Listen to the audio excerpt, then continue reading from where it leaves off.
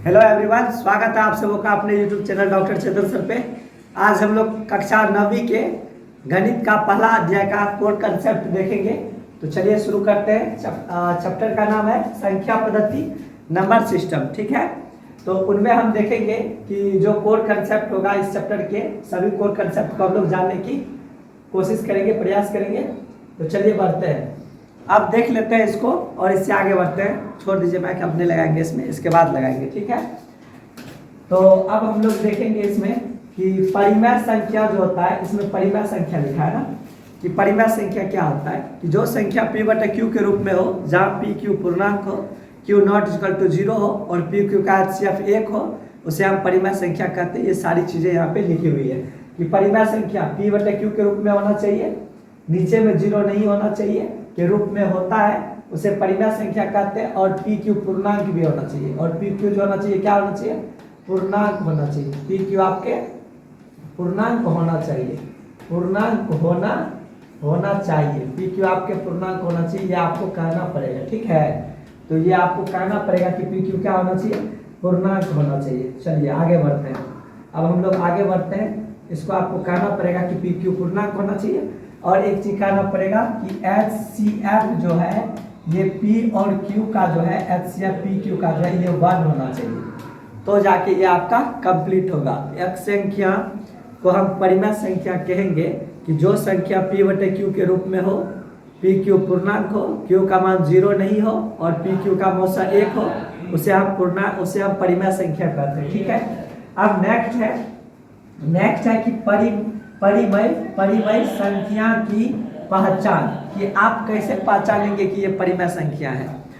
तो इसमें दिया है कि इसका दशमलव प्रसार जो होता है परिमेय संख्या का, या तो शांत होता है या अशांत आवर्ती होता है। याद रखिएगा, परिमेय संख्या का दशमलव प्रसार या तो शांत होता है, परिमेय संख्या का दशमलव प्रसार, या अशांत होगा तो अशांत में आवर्ती होगा, अशांत में क्या होगा, आवर्ती होगा। इसको याद रखिएगा। ठीक है, करा इसका विलोम भी सत्य है। विलोम का मतलब क्या होता है कि अगर शांत होगा तो परिमेय होगा, और आवर्ती भी होगा, अशांत आवर्ती तो भी क्या होगा, परिमेय होगा। इसका कहने का अर्थ यही है। नेक्स्ट है कि अपरिमेय संख्या की पहचान। अपरिमेय संख्या की पहचान कैसे करेंगे, अशांत होगा यानी पूरा पूरा नहीं कटेगा, और अनावर्ती होगा मैंने बिल्कुल दोहराएगा नहीं। तो अशांत अनावर्ती होगा, अशांत भी होगा और अनावर्ती होगा मैंने दोहराएगा नहीं, तो जाके है जो वो क्या होगा, अपरिमेय संख्या होगा। और इसका विलोम भी सही है। विलोम का अर्थ होता है, इसका उल्टा भी सही है कि अगर अशांत अनावर्ती है तो अपरिमेय है, और अपरिमेय है तो इसका क्या होगा, अशांत अनावर्ती होगा। यहाँ तक समझ में आ गया। अब आगे बढ़ते हैं हम लोग, यहाँ से हम लोग आगे बढ़ेंगे, और आगे देखेंगे। नेक्स्ट वन क्या है, हम लोगों के लिए नेक्स्ट वन है कि वास्तविक संख्या। जो वास्तविक संख्या होती है ना, ये परिमेय और अपरिमेय संख्या का समूह होता है, और इसीलिए कहा जाता है कि परिमेय और अपरिमेय संख्या के समूह को हम वास्तविक संख्या कहते हैं। तो देखते हैं यहाँ पे क्या लिखा हुआ है कि वास्तविक संख्या परिमेय और अपरिमेय संख्याओं का संग्रह होता है। तो ठीक है, वही वाली बात है। और एक वास्तविक संख्या या तो परिमेय होगा या अपरिमेय होगा। यहाँ से क्वेश्चन 9th में भी पूछता है और यहाँ से क्वेश्चन 10th में भी पूछता है कि वास्तविक संख्या या तो परिमेय होगा या वास्तविक संख्या अपरिमेय होगा। सभी वास्तविक परिमेय नहीं होते हैं, अपरिमेय भी हो सकते हैं, लेकिन सभी परिमेय वास्तविक होते हैं। सभी अपरिमेय वास्तविक होते हैं, लेकिन सभी वास्तविक अपरिमेय नहीं होते हैं, परिमेय भी हो सकते हैं। चलिए नेक्स्ट कह रहा है कि संख्या रेखा पर प्रत्येक बिंदु जो है एक वास्तविक संख्या को निरूपित करता है। बिल्कुल सही जवाब, यही आंसर है, और ये जरूरी भी है, और ये पूछता भी है कि संख्या रेखा पर का जो प्रत्येक बिंदु है किस संख्या को निरूपित करती है, तो ये वास्तविक संख्या को निरूपित करती है। क्या हुआ सर, दबदबा था, दबदबा अपना बना रहेगा। दबदबा बना रहे हैं, अभी बना हुआ तो नहीं है, बना रहे हैं बच्चों। आप लोग के लाइक शेयर सब्सक्राइब से हम लोग का दबदबा आएगा। वैसे हमारी कोचिंग में एक स्टूडेंट का 100 में 100 मैथ में आया था, कहिएगा तो उसका मार्कशीट अपलोड करेंगे। आप लोग कमेंट करिएगा कि 100 में 100 मैथ में था तो अपलोड करिए सर, अपलोड करेंगे। यहाँ तक कि हमको भी अच्छा खासा मार्क था, हम भी अपलोड करेंगे। 99 98 हम भी लाए थे। चलिए आगे बढ़ते हैं। संख्या को सूचित करता है और इसका विलोम भी सत होता है। अगर संख्या रेखा है तो वास्तविक संख्या उस पे होगा, और वास्तविक संख्या है तो संख्या रेखा पे होगा, और संख्या रेखा है तो उस पे वास्तविक संख्या होगा। आगे बढ़ते हैं। संख्या या तो परिमेय होगा या तो अपरिमेय होगा। जो वास्तविक संख्या है, ये वास्तविक संख्या या तो परिमेय होता है या वास्तविक संख्या क्या होता है, अपरिमेय होता है। और परिमेय और अपरिमेय दोनों को मिला देते हैं तो बनता है वास्तविक संख्या। क्या बनता है? वास्तविक संख्या बनता है। आपको याद रखना पड़ेगा। परिमेय और अपरिमेय संख्या के समूह को हम वास्तविक संख्या कहते हैं, ये आपको याद रखना पड़ेगा। इस तरह से आप याद रखिएगा। संख्या s को अपरिमेय संख्या कहा जाता है। जब कोई संख्या s है उसको अपरिमेय कहा जाएगा जब वो रूट से पूरा पूरा बाहर नहीं निकलेगा। चलिए यहाँ से हम लोग आगे देखते हैं, आगे इसमें क्या है। तो यहाँ पे तो नहीं है, इसके बाद इस साइड में है। तो चलिए देखते हैं। कहा जाता है कि संख्या s को, यहाँ पे क्या लिखा हुआ है देख लेते हैं, कि संख्या s को अपरिमेय संख्या कहा जाता है जब वह p बटे q के रूप में नहीं हो, जहां p और q पूर्णांक होना चाहिए। p और q क्या होना चाहिए? पूर्णांक है। अगर अपरिमेय संख्या है तो वो p बटे q के रूप में नहीं होना चाहिए, जहां p और q क्या होना चाहिए? पूर्णांक संख्या होना चाहिए। अगर परिमेय है तो p बटे q के रूप का होगा, p q पूर्णांक होगा, q नॉट इक्वल टू 0 होगा, p q का HCF 1 होगा। अगर अपरिमेय संख्या है तो ऐसा वो नहीं होगा। और Q नॉट इक्वल टू 0 होना चाहिए। और R परिमेय है और S अपरिमेय है तो R प्लस S और R माइनस S जो है अपरिमेय संख्या होगा। कुल मिला के परिमेय और अपरिमेय का जो योगफल है अपरिमेय होता है, और अपरिमेय और परिमेय का जो गुणन घटाव है, अंतर है, वो भी अपरिमेय होता है। कुल मिला के परिमेय और अपरिमेय को जोड़ते हैं तो अपरिमेय होता है, परिमेय में अपरिमेय घटाते हैं फिर भी अपरिमेय होता है। यही बात यहाँ पे कह रहा है कि एक परिमेय और एक अपरिमेय संख्या का जो योगफल है अपरिमेय होगा, और एक परिमेय और एक अपरिमेय संख्या का अंतर जो है वो भी अपरिमेय होगा। ठीक है। फिर पूछ रहा है कि परिमेय और अपरिमेय को जब हम भाग देंगे तो ये भी अपरिमेय संख्या प्राप्त होता है। ये भी लिखा है कि ये भी अपरिमेय संख्या प्राप्त होता है। परिमेय और अपरिमेय को जब हम भाग देंगे तो ये भी अपरिमेय संख्या प्राप्त होता है। तो चलिए यहाँ तक ठीक है। आगे हम लोग यहाँ से देखेंगे, आगे यहाँ से हम लोग देखेंगे धनात्मक वास्तविक संख्या, है ना।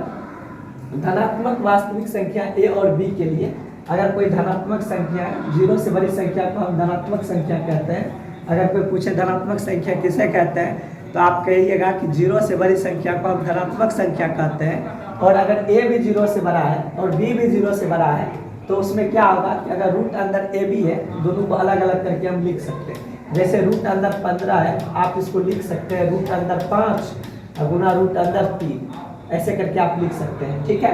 फिर उसी प्रकार से बताया गया है कि अगर रूट अंदर कहीं पे लिखा हुआ है 5/3 तो आप इसको लिख सकते हैं इसको छोटा रूट में लिख सकते हैं। आप ऐसे लिख सकते हैं कि रूट अंदर 5/√3। ठीक है। और फिर यही लिखा है root a plus root B root a minus root B. तो ये हो गया a plus B a minus B के फार्मूला पे। तो इसका जो ये फार्मूला निकलेगा वो निकलेगा रूट अंदर a का स्क्वायर, ठीक है, माइनस, और इसका निकलेगा रूट अंदर b का स्क्वायर। तो जब इसका स्क्वायर करिएगा तो रूट वाला का स्क्वायर बिना रूट वाला होता है, रूट वाला का स्क्वायर जो होता है बिना रूट वाला होता है। आप यहाँ से इसको लिख सकते हैं। ठीक है। आगे बढ़ते हैं। ठीक है। It's clear. ये क्लियर है यहाँ पे कि अगर प्लस वाला संख्या है, गुना है, तो आप उसको अलग अलग भी कर सकते हैं। एक में बटे में है तो उसको आप अलग अलग भी कर सकते हैं। फिर a plus B into a minus B है तो उसको आप ऐसे फार्मूला पे लिख सकते हैं। और याद करने की बात यह है कि रूट वाला का जो स्क्वायर होता है वो बिना रूट वाला होता है। अगर आप रास्ते चल रहे हैं, कोई आपसे पूछ लेता है कि भाई साहब ये बताओ कि रूट 5 का स्क्वायर क्या होगा भाई साहब, तो रूट 5 का स्क्वायर 5 होगा। अगर कोई पूछ लेता भाई साहब कि रूट 6 का स्क्वायर क्या होगा भाई साहब, तो ये 6 होगा, क्योंकि रूट वाला का जो स्क्वायर होता है ना सर, बिना रूट वाला होता है। समझ रहे हैं सर। आगे बढ़े, चलिए आगे बढ़ते हैं। तो नेक्स्ट हम लोग चलेंगे यहाँ से। नेक्स्ट हम लोग चलेंगे यहाँ पे, ये तो अभी बता दिए थे। अब हम लोग ये पे इस पे चलेंगे, इस सवाल पे चलते हैं। अब ये देखिए, इस सवाल पे हम लोग चलेंगे और इस सवाल पे देखेंगे a plus B a minus B formula पे। तो फिर क्या करेंगे, इसका स्क्वायर, तो a का स्क्वायर करेंगे और उसमें क्या करेंगे रूट बी का स्क्वायर करेंगे, ठीक है, इसका स्क्वायर करेंगे। बताइए ए का स्क्वायर क्या होगा, ए स्क्वायर रूट वाला का स्क्वायर गुना रूट वाला। तो यही आपका क्या हो गया, आंसर हो गया। और यही आंसर यहाँ पे लिखा हुआ है। क्या बातें समझ में आ रही है, क्या बातें समझ में आ रही है, आप समझ रहे हैं मेरे बातों को, ठीक है। चलिए आगे बढ़ते हैं। कहा जाता है डॉक्टर राजेंद्र प्रसाद को कहा गया था जब उनके पास से डीजे चला गया था तो डॉक्टर राजेंद्र प्रसाद को पता भी नहीं चला था। तो प्यारे बच्चों, हम भी आपको पढ़ा रहे हैं तो हमको भी ये कोई पता नहीं चलेगा कि हमारे आसपास से क्या गुजरता है। क्या बोलते हैं, लिखिए, yes sir, yes sir, yes sir. 2 महीना में पल्सर पल्सर पल्सर लिखिए, yes sir, yes sir, yes sir. 2 महीना में लिख दीजिए पल्सर। कमेंट मारिए दवा दव। चलिए आगे बढ़े, बढ़ जाए आगे। चलिए आगे बढ़ते हैं यहाँ से। चलिए आगे बढ़ते हैं। नेक्स्ट वन क्वेश्चन ये है आपके लिए ये क्वेश्चन है, ये क्वेश्चन है, ये कॉन्सेप्ट है कि रूट ए प्लस रूट बी का होल स्क्वायर। देखिए जब इसको तोड़ेंगे ना तो ये टूटेगा रूट ए का स्क्वायर, फिर टूटेगा रूट बी का स्क्वायर और फिर टूटेगा 2 गुना पहला दूसरा। तो पहला है रूट ए गुना दूसरा है रूट बी। तो ये देखिए रूट वाला का स्क्वायर बिना रूट वाला, फिर इसका स्क्वायर बिना रूट वाला, ये दोनों को गुना किए तो ये हो गया 2 का 2, रूट ए गुना रूट बी, तो रूट अंदर ए बी। क्या बातें समझ में आ रही है, क्या आप समझ पा रहे हैं। हम लोग देख रहे हैं वर्ग 9वीं के गणित का प्रथम अध्याय संख्या पद्धति, उनसे जुड़े सभी कॉन्सेप्ट को, स्मरणीय तत्व को। वीडियो ज़्यादा लंबा नहीं बनेगा, हम लोग पढ़ लेते हैं। नेक्स्ट वन क्वेश्चन है कि रूट 1 अपॉन रूट ए प्लस बी के हर का परिमेय। तो ऊपर वाला कहलाता है अंश और नीचे वाला कहलाता है हर। लेकिन जब ये रूट में है तो यह है अपरिमेय, रूट में है तो ये क्या है, अपरिमेय, रूट में है तो ये क्या है, अपरिमेय। इसी अपरिमेय को जब हम परिमेय बनाएंगे तो ये प्रक्रिया कहलाएगी परिमेयकरण। और परिमेयकरण में क्या किया जाता है कि जिसका परिमेयकरण होता है उसको परिमेय बनाया जाता है। तो इसमें रूट अंदर ए प्लस बी है, रूट अंदर ए प्लस बी है। तो इसको परिमेय बनाने के लिए तो रूट अंदर ए माइनस बी से इसको नीचे ऊपर गुना करना पड़ता है, रूट अंदर ए माइनस बी से गुना करना पड़ता है। तो यही हो जाता है परिमेयकारी गुणक। नीचे में जो चीज़ है सेम चीज़ से आपको नीचे ऊपर गुना करना पड़ता है, ठीक है। अब चलिए यहाँ से हम लोग आगे बढ़ते हैं। तो वही बात यहाँ पे लिखा है कि रूट अंदर ए माइनस बी, नीचे ऊपर जो गुना करेंगे तो ये परिमेयकारी गुणक हो जाएगा। अब नेक्स्ट हम लोग का हेडिंग है, टॉपिक है, नेक्स्ट हम लोग का हेडिंग है, क्या है नेक्स्ट हेडिंग हम लोग का, कि अगर ए का मान 0 से बड़ा है तो मान लीजिए ए का मान क्या हो सकता है, 5 0 से बड़ा है कि नहीं, बताइएगा कमेंट में बताइएगा। अगर होगा तो लिखिएगा यस, अगर नहीं होगा तो लिखिएगा नो। अरे 5 0 से बड़ा है जी, तो 5 0 से बड़ा है। तो एक वास्तविक संख्या है और p जो है और q जो है परिमेय संख्या है, और p और q जो है परिमेय संख्या है और a 0 से बड़ी संख्या है। तो कह रहा है कि तो ये फॉर्मूला लागू होगा कि a के पावर यहाँ पे जो दिया है a के पावर q गुना यहाँ पे a होगा गुना a के पावर q। तो ये क्या हो जाएगा, तो a के पावर p प्लस क्या हो जाएगा q, क्योंकि गुना में पावर क्या होता है, जुड़ता है। अगर आधार सेम रहता है तो गुना में पावर जुड़ता है, अगर आधार सेम रहता है तो गुना में पावर क्या होता है, जुड़ता है, याद रखिएगा, ठीक है। चलिए आगे बढ़ते हैं।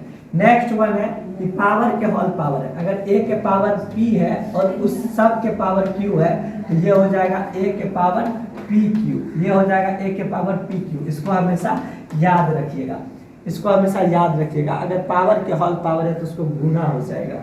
नेक्स्ट वन चीज है, ये लिखा हुआ है a के पावर p अपॉन a के पावर q। तो ये भागा में है ना तो पावर घट जाता है, a के पावर हो जाता है p माइनस ऑफ a के पावर q। ये आपका आंसर हो जाता है, ये आपका क्या हो जाता है, आंसर हो जाता है। क्या हो जाता है, ये आंसर हो जाता है। आगे बढ़ते हैं। तो नेक्स्ट हम लोग यहाँ से आगे देखेंगे, यहाँ पे देखेंगे, ठीक है। नेक्स्ट हम लोग यहाँ से आगे देखेंगे इस पे। तो देखिए ये लिखा हुआ है a के पावर p, ये आपका लिखा हुआ है कि a के पावर p गुना b के पावर p। तो देखिए इस बार पावर सेम है, जब पावर सेम है ना तो आधार ही गुना हो जाता है, आधार गुना हो जाता है। ये हो जाता है ab के पावर p, ये हो जाता है ab के पावर p।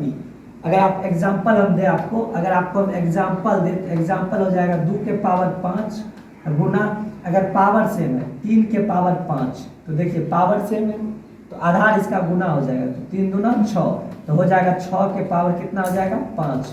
ये आपका आंसर हो जाएगा। क्या बोलते हैं, क्या मानते हैं, सही है क्या? आगे बढ़ेंगे क्या, कमेंट में लिखेंगे क्या? चलिए आगे बढ़ते हैं।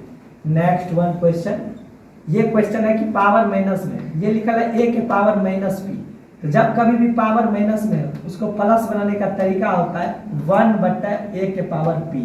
तो जो चीज है आप उसको 1 के अपॉन लिख दीजिए, वो प्लस हो जाता है। और इसमें एक फार्मूला छोड़ दिया गया था कि a/b के पावर अगर -m हो जाए तो क्या करेंगे। अगर a/b के पावर -m है तो क्या करेंगे, तो पहले इसको चेंज कर देंगे। जब इसको चेंज करेंगे तो हो जाएगा b/a और उसके पावर हो जाएगा m। तो ये आपका समझ में आ गया होगा। आई होप कि ये वीडियो इन्फॉर्मेटिव लगा होगा।